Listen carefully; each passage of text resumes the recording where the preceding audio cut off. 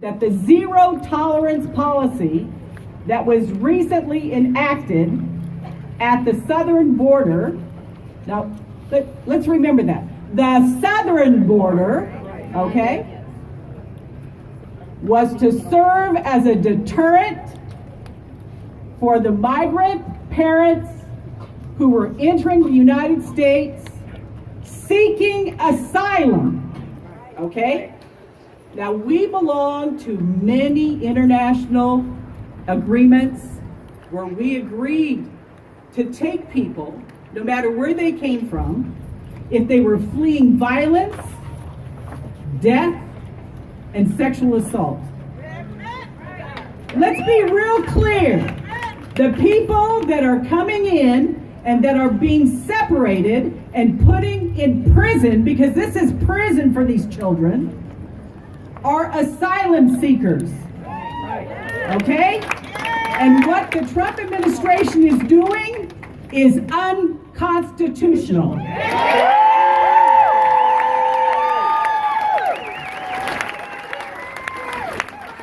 And I'm going to explain why.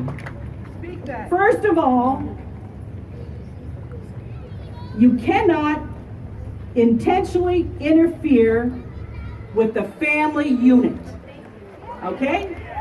Everybody, we have a liberty interest in maintaining our family unit. There is a long history of Supreme Court precedents, which means 80 years of cases that underscores the fundamental right of children and parents being together. And it clearly makes the intentional government intrusion into that relationship unconstitutional unless the child's safety is threatened. And let's be clear, none of those children's safety was threatened until they were separated from their parents and put in cages.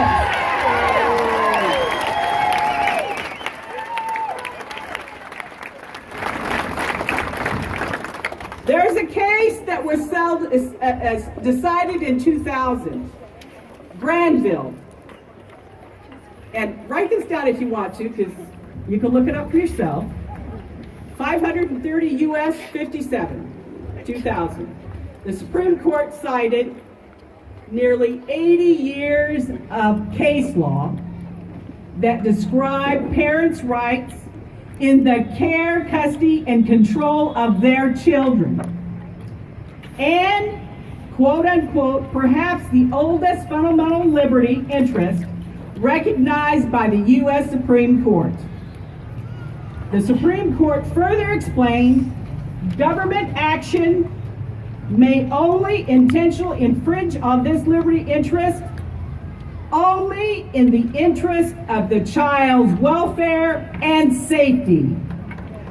And what they're doing at the border has nothing to do with the children's safety. In addition to that, that court also held that the parent is constitutionally entitled to a hearing on their fitness before the child is taken from their custody.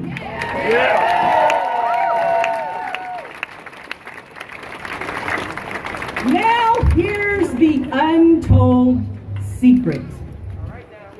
Federal constitutional rights and protections have been applied equally to immigrants and U.S. citizen parents. Can we say that again? It doesn't matter whether you're an immigrant or not, you have a right, you have a liberty right to your family.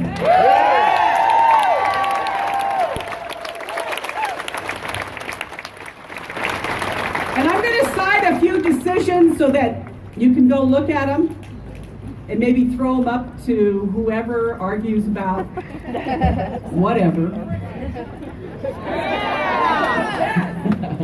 Anyway, the following courts have held that federal constitutional rights and protections have been applied equally to immigrants and citizen parents in child welfare cases.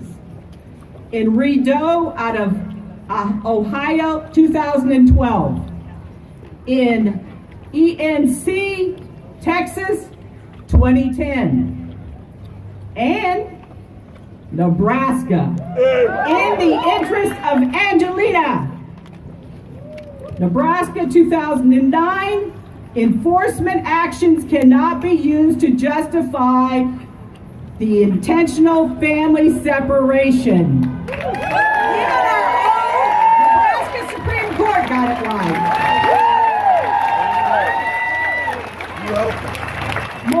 Most recently, a decision out of the Southern District of California, a federal judge relied on exactly that statement to identify a constitutional concern with the way the government's family separation policy is being played out at the border today.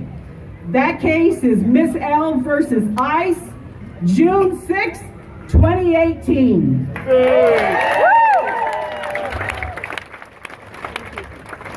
Separating a child from their parent is traumatic for both parties, and the practice has been proven to be detrimental to the child. Yes. Medical professionals, including the American Academy of Pediatricians, has condemned the practice of family separation on the southern border. They explain fear, stress, particularly long exposure to serious stress without the buffering protection afforded by stable, responsible family relationships can harm the developing brain and harm short and long-term health. Yeah. So what our government is doing to the children is governmental sanctioned child abuse.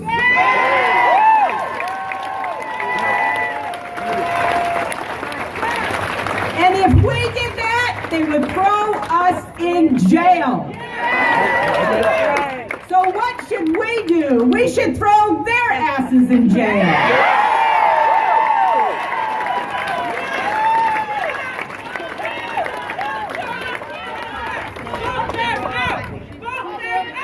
Vote them out! Remember in November! Remember in November! Appreciate it.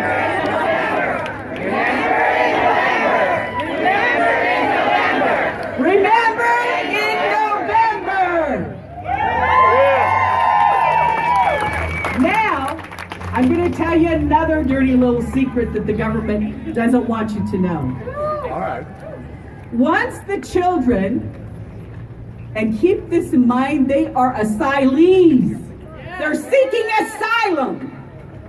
Once they're taken from their parents, they're designated as unaccompanied minors. Okay?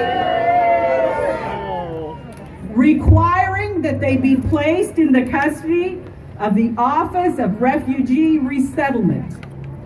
That sounds pretty good, doesn't it? Yeah. You know, their basic care needs are being met, right? However, once they're designed as unaccompanied minors, guess what else happens? They're thrown in deportation court.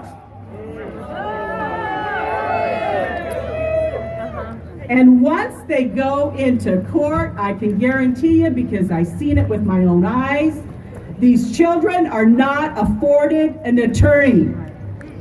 I have seen young children, the age of 10, up in Omaha court trying to defend themselves in front of an immigration judge and a zealous ICE prosecutor. Can you imagine? Your child. That's the dirty little secret. That babies as small as 3 years old put in front of an immigration judge, and that little child, she's supposed to argue why she should stay here. Can you imagine that? That's what's happening. And it's been happening for a long time. But now it's been exposed. And the American people are not going to put up with it. Are you going to put up with it? No!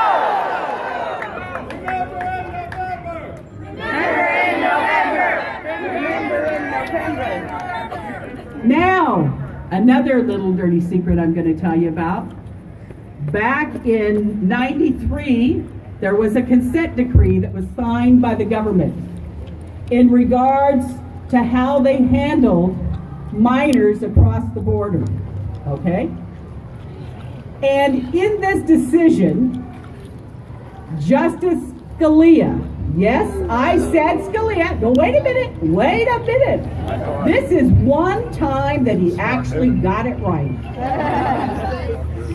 He explained that ensuring minors would be cared for during the pendency of deportation proceedings could easily be done if the juvenile is kept with their parents. Right, Anthony.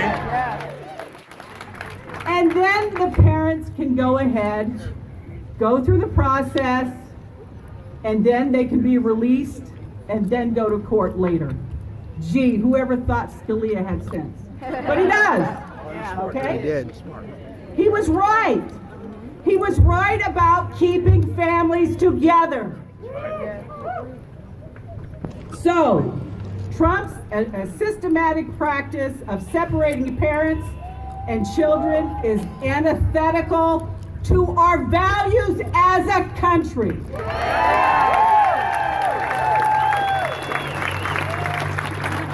And it is violating long-standing precedents that protects the right of family unit integrity.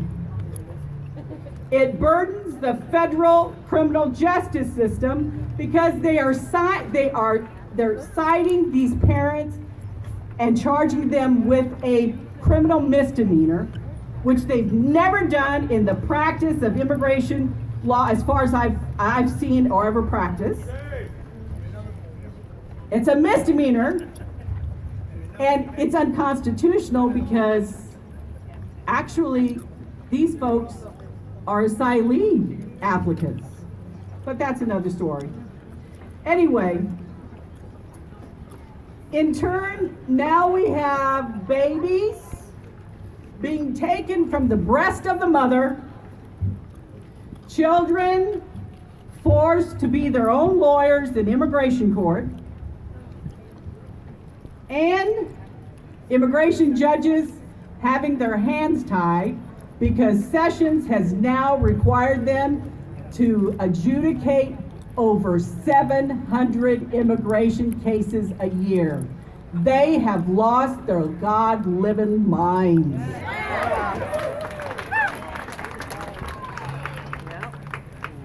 The common practice now in immigration court, having babies represent themselves, is unconscionable. The forced separation at the border has ripped the very soul of our country and our freedom. At this point, it's an open battle for the very soul of our country. And we must reunite the families that have been separated.